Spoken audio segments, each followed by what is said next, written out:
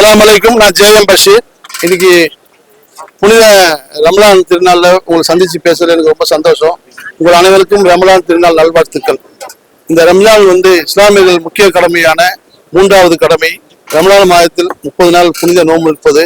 இந்த 30 நாளும் இஸ்லாமியர்களாகிய நாங்கள் என்ன புனித ரமலானை கடுமையாக இருந்து மனதையும் உள்ளத்தையும் தூய்மைப்படுத்தி இறைவனை நோக்கி வழிபட்டு கொண்டுட்டு இருக்கோம். இந்த ரமலான் மாதத்துல உங்கள் அனைவரையும் சந்திப்பதில் எனக்கு மிகவும் சந்தோஷம்.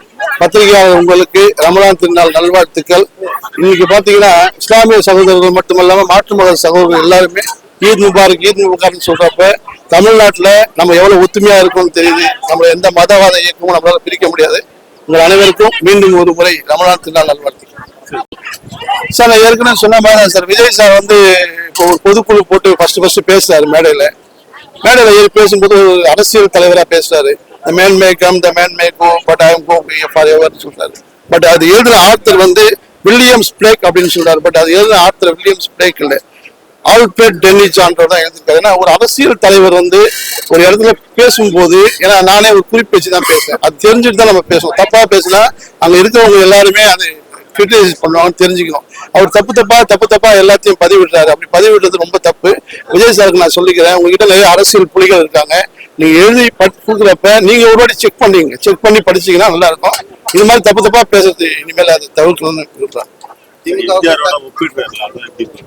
சார், புரட்சி தலைவர் எம்ஜிஆர் அவர் ஒருத்தர் தான் சார். எம்ஜிஆர் அரசியல் அனுபவங்கள் பாத்தீங்கன்னா தந்தை பெரியார், பேரறிஞர் அண்ணா, கலைஞர் கருணாநிதி இவரோட நண்பர்களா இருந்து அரசியல் பயின்றவர். இவருக்கு அரசியல்ல இப்போ சேகர்பாபு அண்ணன் சொன்ன மாதிரி, மத்திய அமைச்சர் சேகர்பாபு சொன்ன மாதிரி அரசியல்ல ஒரு குழந்தை விஜய் சார்.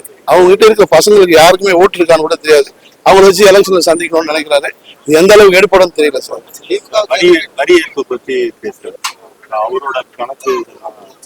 வரி ஏய்ப்பு ஜிஎஸ்டி பத்தி பேசுறாரு. பட் அவங்களே மேடையில சொல்றாங்க, நாங்க 500 கோடி சம்பளம் வாங்குறோம், 1000 கோடி சம்பளம் வாங்குறோம். இன்னைக்கு சென்னையை சுத்தி இருக்கக்கூடிய 90% திருமண மண்டபங்கள் எல்லாம் விஜய் சார் தான். நீங்க வடபழனி, போரூர், ஈசிஆர் இந்த ரோட்ல எல்லாமே அவருடைய திருமண மண்டபங்கள் தான் இருக்கு. அவருக்கு எத்தனை சொத்து இருக்கு, அசையும் சொத்து, அசையா சொத்து இருக்கு, இதெல்லாம் வருமான வரி அவர் காட்டுறாரா காட்டலையான்னு தெரியல. பட் இதெல்லாம் அவர் தெளிவுபடுத்தாதான் மற்ற விஷயத்துல அவர் பேச முடியும். திமுக எதிர்கட்சி அதிமுக அதெல்லாம் இன்னைக்குமே திராவிட கட்சிகள் மட்டும்தான் தமிழ்நாட்டில் நினைச்சிருக்கோம். அவங்க வேணா பேருக்கு சொல்லிக்கலாம், நானும் ரவுடி தான் அவங்க சொல்லிக்கலாமே தவிர, தாவேக்கால இருக்கிறவங்களுக்கு எத்தனை பேருக்கு ஓட்டு இருக்குன்னு அவங்களுக்கே தெரியாது. ஓட்டு இல்லாதவங்களை வச்சு நான் வந்திருக்கேன்னு சொல்றது எந்த அளவுக்கு நடக்குன்னு தெரியல. ஆனா விஜய் சார் அவருடைய தன்னம்பிக்கையை அவர் வெளிக்காட்டுறாரு. பட் தேர்தல் முடிவு பண்ணோம், அவருக்கு என்ன பரிசு கொடுக்கணும்னு சொல்லி தேர்தல் தான் முடிவு பண்ணோம். தலைவர் இப்ப டைட்டில் போட்டுட்டு இருக்கேன். இந்த மாசம் ரிலீஸ் டேட் வந்துருவேன். நான் அடுத்தது ஒரு பெரிய படம் பண்ணிட்டு இருக்கேன். அதே நான் அறிவிக்கிறேன். தேங்க்யூ. நான் எல்லாருக்கும் ரம்ஜான் நல்வாழ்த்துக்கள்.